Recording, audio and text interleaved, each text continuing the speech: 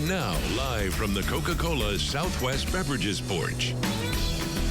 Good morning. The Oklahoma Music Hall of Fame will induct its newest class tomorrow night in Muskogee. David Webb is one of the inductees. He's joining us this morning. Good morning and congratulations. Well, thank you, Tess. It's mind-boggling to me. I didn't even know I was nominated.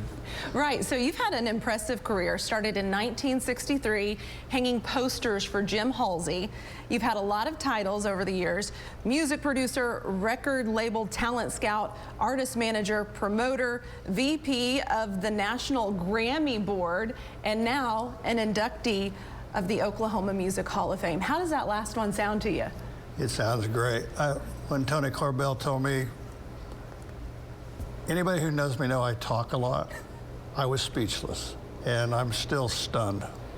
Well, we only have 2.5 minutes this morning, so you don't get to talk too much, unfortunately. But you're on the board, so they had to kind of sneak around. You're on the Music Hall of Fame board. I am, and I didn't even know I was nominated. So you have been called one of the state's hardest working men in the music business. I know you've got some great stories. You were actually manager for James Brown and kind of played a role in introducing him to Stevie Wonder. I did. Mr. Brown and I were doing the Tonight Show in Los Angeles. They shoot it at 3 o'clock in the afternoon and play it back at night. So you're done with the show at 5 o'clock. He got called to the stage, and as we were leaving the green room, I got a call, and I took the call, and it was Stevie Wonder's manager.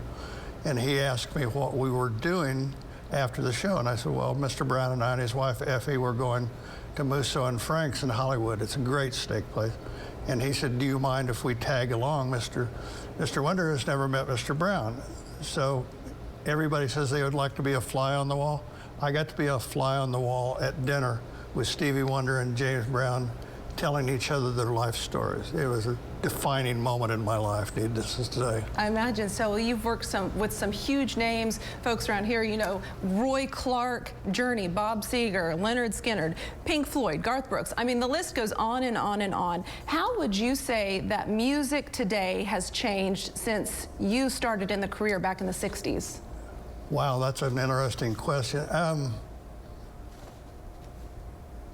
I really don't have a specific answer. I think both have a very commonality of, to me, music is a common language. What's going on today is a language to everyone. Everything that was going on in the 80s, 90s, it's all a language. It's one of hope in most ways, in most respects, I think.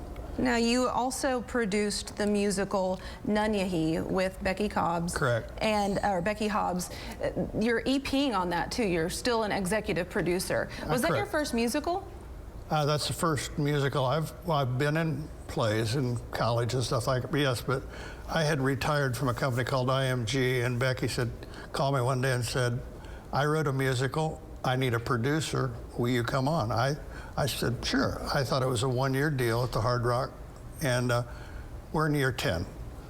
So it's been a great success. It's been a great run out there, and the Cherokee Nation has been a blessing to us, too. It's a great story.